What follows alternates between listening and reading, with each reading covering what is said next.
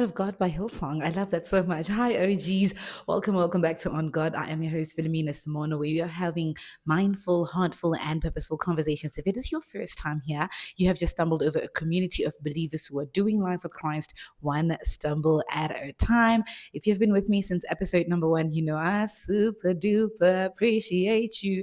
Thank you so much for holding space for Old Girl, as Old Girl has been holding space for you. First things first, I want to apologize for the radio silence last week. The craziest thing happened. As you can see, it's a new setup, it's a new background and everything. I moved 2 months back. No, I got an apartment 2 months back, but I officially moved in October, right? So what I did was that I bulk recorded the episodes for October. So meaning everything was pre-recorded, everything was edited, everything was uploaded and just scheduled for, the specific days, right? So last week, when I'm at the salon, so I chopped my hair, you know, Rapunzel can't let her hair down now. So last week, when I'm at the salon, it's on a Sunday, in the afternoon, as I'm doing my hair, I'm realizing that I think we are all out of episodes. Shimba me timbers. What are we gonna do? Right. So I'm realizing then I'm like, we are out of episodes, baby. What are we gonna do? I think I should have put up a social media post maybe to be like, y'all, the girl done did it again. The girl done did it again. But at the same time, I don't know, I just thought no one cared. Please let me know you guys actually cared. You know what I mean?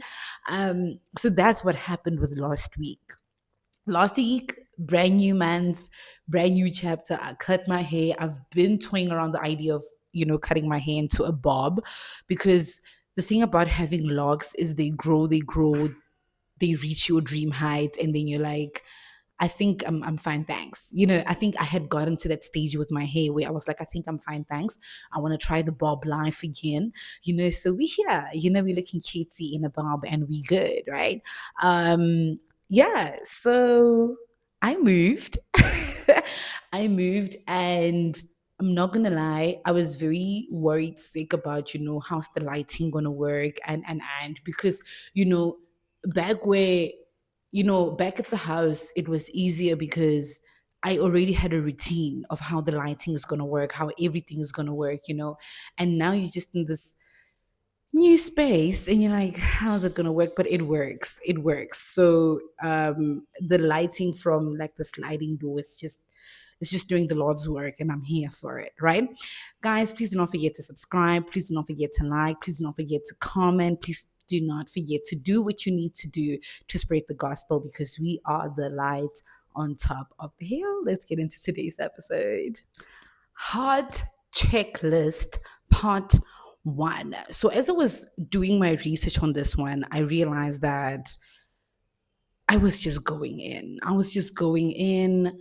And I was like, there's gonna be a part one and a part two, because that's how long, it is. So hard checklist for me, it came during a time where, I'm a very self-aware person, in the sense that I will always, make the time to just sit, reflect, ponder, examine,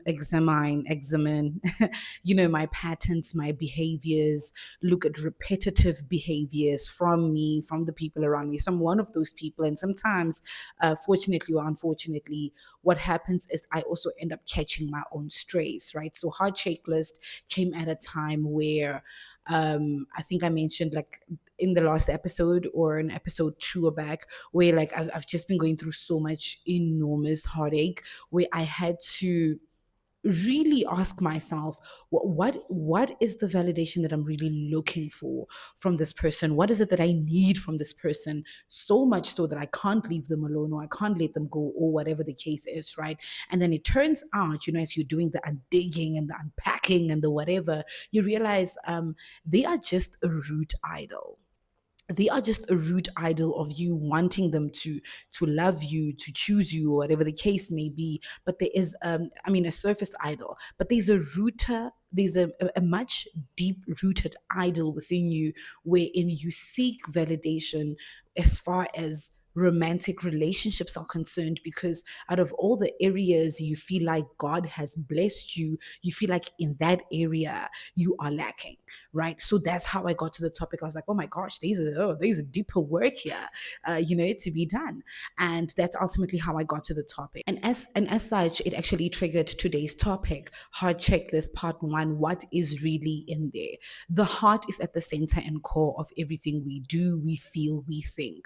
Not our hustle, not our choices, not our money, but the heart. Everything about us, our peace, our love, our anger, and everything, it flows from the heart. And I think that's why we are reminded in the book of Proverbs that above all else, we need to guard our heart, because everything else flows from it. How we see relationships, how we see success, how we see money, how we see, pretty much everything around us, right? So from that conversation where I had with self about why do you need to be picked by this person, but it turns out it's not about that. It's actually about a deeper rooted idol that allows everything to flow from my heart in terms of how I perceive romantic relationships, how I perceive, work relationships, how I perceive friendships, right? So in today's episode, we are doing a heart check, not for cholesterol, but for character. What are some of the surface behaviors do you excuse in your life? And you say it's in the name of that's just who I am, when really there's a much more deep rooted issue, right? So as I've already mentioned, everything flows from the heart. The book of Proverbs tells us that everything flows from the heart. The heart becomes the well of life, and everything that is within the heart is pretty much going to spring out from there. If love is stored in there, love is going to come out. If bitterness is stored up in there, bitterness is going to come out. Whatever you are holding, whatever you are holding in your heart, that's what's going to come out. That's why we can see when someone is unforgiving, and we see in their behaviors and how they speak and how they treat people, we're like, ugh, you have stored a whole lot of unforgiveness in there, brother. So the heart is almost like the well. It's the cusp of everything. And though we don't pay too much attention to it, but everything we do, we say, we act, we think is always informed by the heart, right? So the things that you do on a daily are not because of who you are. They are not because of how you were born. They were because of what you have kept in your heart. And during this moment in time, I could almost feel God tugging at me that I need you to surrender your love. I felt dragged sometime during the week. There was a sermon I was watching by Jackie Hill Perry, right? Where it also revealed, like I said, it was such a time where it really revealed so much about me. So funnily enough, she was speaking about romantic relationships, and she touches on the fact that you are able to trust God with everything except relationships. And that's why you settle for sinful relationships, where you are complacent in sex before marriage, where you are complacent in all these things, right? Because you feel like in this particular area, God is not going to respond, or you feel like you are, what can I say? Or you just feel like circumstances are just too hard for you to think and believe that God can give you a kingdom relationship, right? And I find myself looking at it and I'm just like, Shimba me timbers. Guys, literally even last night, I was just like, yeah, man, you are just not believing in God to send you a godly relationship, a relationship where someone is going to sit with you and say, yes, we are going to wait until marriage, or I am actively choosing to do this, or whatever the case may be, right? And in the process of me understanding that love and lust are the root idols of what comes up as a surface idol of me wanting a love and validation, I realized that as God is asking me to surrender my heart, He's not just saying that, what you don't understand, Wilhelmina, is that I don't want you to just worship me. I also want your why, right? I think a couple of weeks back we talked about that true worship fuels the revelation of God. And it's, in as much as I'm worshiping Him and He's being revealed to me, as I'm worshiping, He also wants to understand my why. And my why is in me surrendering my heart, right? We see it in when King David said, God, search me. Search me and bring forth to me behaviors and idols that I'm not even aware of, right? And it is in God's mercy, where when you're sitting and minding your own business, and He reminds you of a thing that you love, or a thing that you did, or a thing that you said. Every time when that happens, I take a moment to say, wow, God, you are so good. Wow, God, you are so good. I think it was last year. I was watching one of these sermons from Stephanie Ike. And while she's speaking, Holy Spirit just reminded me of a time in high school. I think it was in high school, in varsity, where I was just talking out my neck, out my thick neck, about how, oh, I don't want to get married. I don't want to have kids. I don't want to, you know what I mean? Not understanding that I probably put it out in the universe there absent-mindedly. And the reason why Holy Spirit is bringing it back to me is to say, you said this, you got in agreement with the statement, and I now need you to repent, to ask for forgiveness. And I did. In that moment, I paused the sermon and I said, whoa, we both know I do not subscribe to that. Right? Because family, a surrendered heart is a steady heart. Even King David asked for a steadfast spirit, right? Another thing is that we tend to think, when the Bible says guard your heart, the Bible means block. I think guarding is not blocking, right? And I remember during most of last year, which I feel like was a very peak single season for me. And to be honest, I think I'm walking in disobedience. I still feel like I'm still heavily called to that season. But I remember during that season, I will just ultimately block out everything, right? I will ultimately block out everything. And the non-Christian boys that tried talking to me, the non-Christian friends that tried, being my friends, the non-Christian content that I just blocked out. But what we don't understand is that guarding doesn't mean we need to build our walls up. It just means we need to filter what stays. We are going to receive. We're going to receive the music. We're going to receive the movies. We're going to receive the friends, the conversations. But we are going to choose what stays and what doesn't stay, right? I think I spoke about this in an episode or two where I said, there was a bit of an argument at work over lunch. We were talking about sex before marriage, and it was almost implied that, no, that's wrong. It's impossible. People are failing at it. And you know what I mean? So it's not for me to shut out those people, but it's for me to say, I am not going to believe this. Do you get what I mean? I'm not going to believe this. And yes, I might be in the thick of it, fighting my flesh every time I do it, but it doesn't mean it is right. You know what I mean? It's saying that I'm going to watch all these movies, I'm going to listen to the music, but I need to be very sensitive to what the music is doing to me. I think I'm also like, for example, one of those people, when listening to music, I can't deliberately listen to sad songs.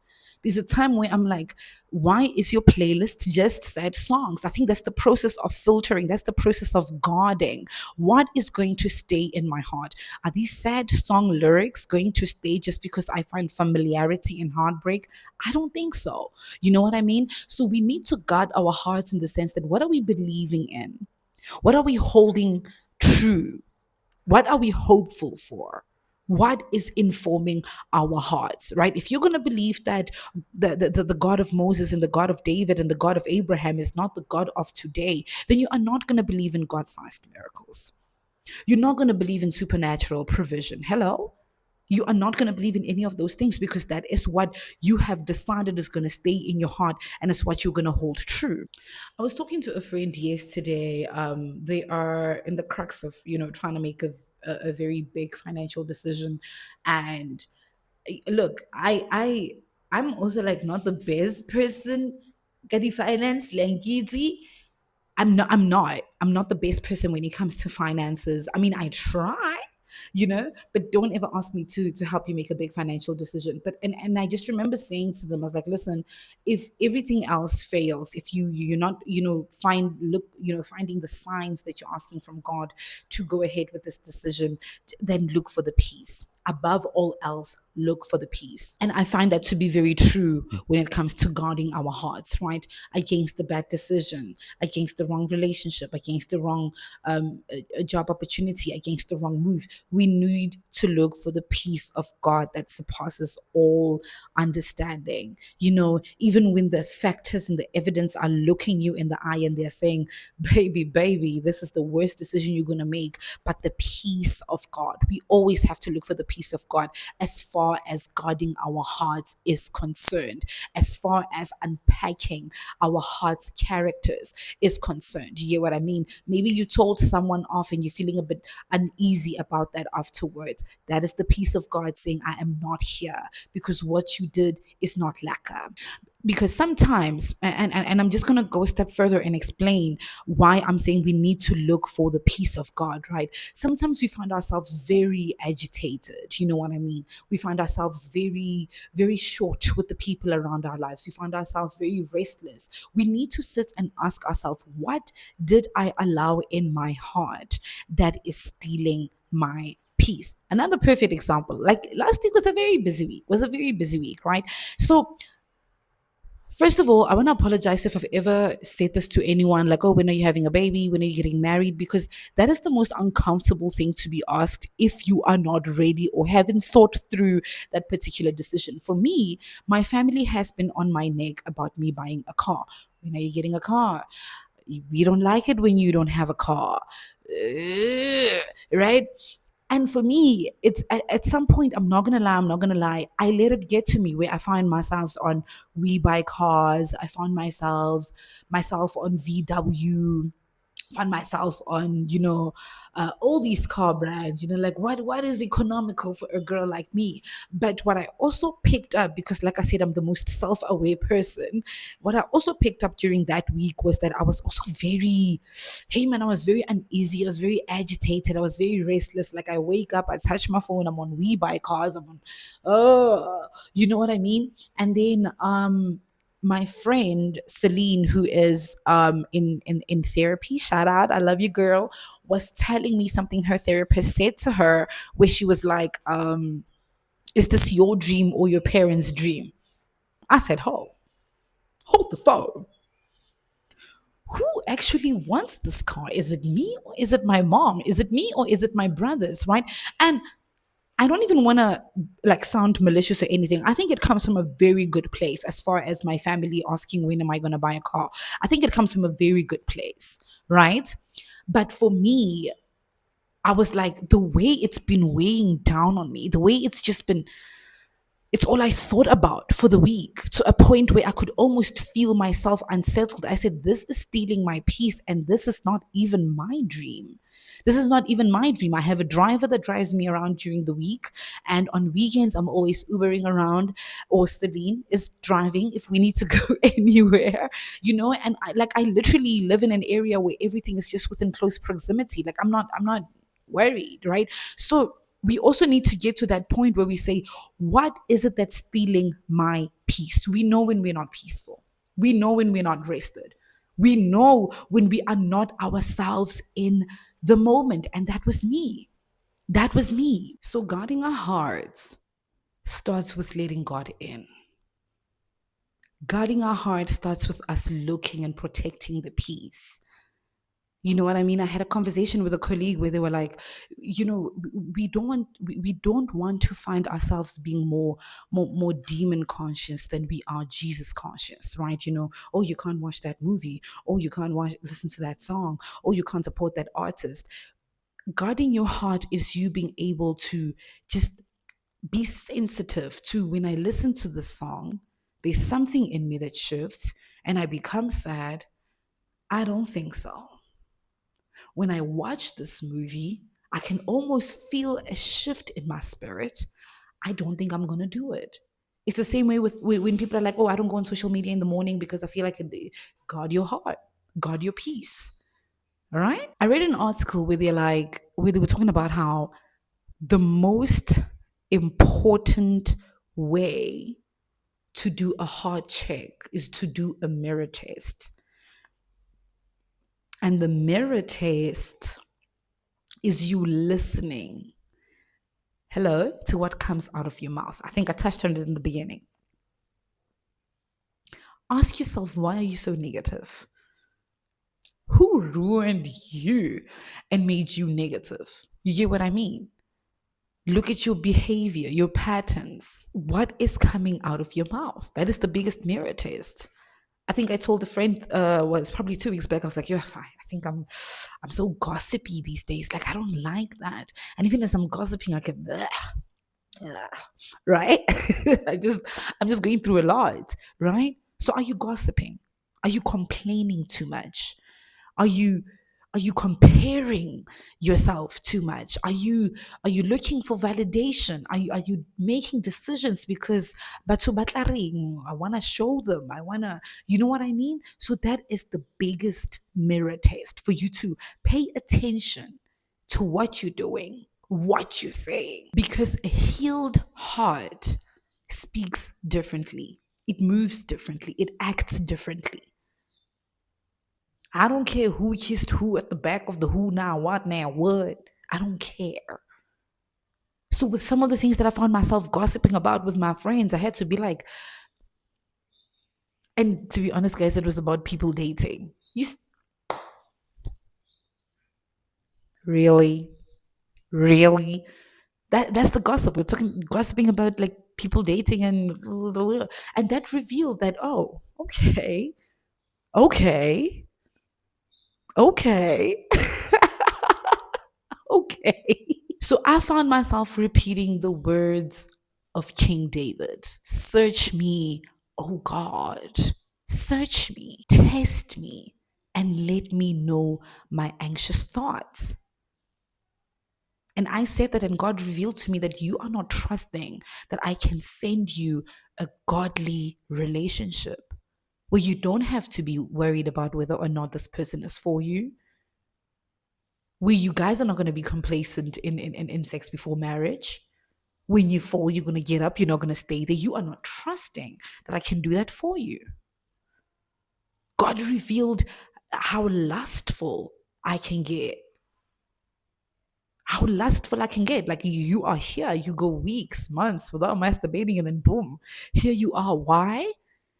Because you're fantasizing about that boy who you are praying to me, to me. God, is he the one? God, am I making the right choice? Baby, waste a piece. I feel like God is just tired of me at this point. He's just tired of me at this point. We invite God in our hearts not to expose us, not to embarrass us, but to examine us. Heart surgery. I think Pastor Jerry Flowers loves calling it heart surgery. The biggest breakthrough I had last night, I think it was at midnight, confession is part of healing. I think I was in denial of how much romantic relationships are a root idol. And I was on my knees. I said, I'm so sorry, God. I am so sorry that I didn't even realize I wasn't trusting you with this. That I wasn't trusting that you can send me a Boaz. That I trusted you with my career. I trusted you with my son. God bless my son. He's graduating in December. But I trust you with my family. I trust you with my friendships. Guys, like I won with friends. I won. Celine, Gugu, Collins, Khutazo. I won. I have the most thoughtful friends in the world. The most caring, the most loving, the most emotionally mature friends. I won because I trusted God with godly friends. And I've been heartbroken by friends before. I've been. But I trusted him, and look at that. My relationship with my mom was not where it was some 10, 15 years ago. But I prayed for my relationship with mom, and it's so good. That's my girl. That's my girl. So confession brings healing. I'm not saying I'm fully healed from this root idol, but I'm aware of it. Which brings me to my second point. You can't, you can't heal what you can't diagnose. You can't treat a wound you don't even No. So let's search our hearts and find what are the root wounds in our hearts that are making us act this way, that are making us believe that our respect and our love and our whatever is going to come from all these material things. That why do I want to find happiness in tangible things that can be taken away from me? So for you to know why you are the way you are, you need to go deeper. And there's a thing called misdiagnosing yourself, man. I think Jerry Flowers speaks on it. Maybe if you guys have time, family, you can just go check it out. I forgot the name of the sermon where we misdiagnose ourselves, right? It could have been easy for me to say, "Oh yeah, and no one ever gonna love me because I lost my parents when I was 6." Shut up. No one cares, right? No one cares. You have to sit with the discomfort of your own thoughts and get to a point where you are like, actually, this is doing no one no good. It's time to put in the work. It's time to sit on that surgery bed and on that surgery bed and have a heart surgery. A heart checklist. What are some of the things that you've allowed to stay in you that are taking your peace? Is it the ex you never forgave? Is it because mommy never told you I'm proud of you? Is it because dad walked out when you were 13? What are some of the things that you are hoarding that are taking away the peace of God that transcends all understanding? So don't just guard your heart, family. Guard it back to God. Because what you have in your heart is going to show up in your life, in the things you do and say every single day. And that's all I have time for you this week, family. Thank you so much for holding space for the girl as I'm holding space for you. In this upcoming week, as we are doing a heart checklist, do so being mindful, being heartful, and being purposeful. Love and light.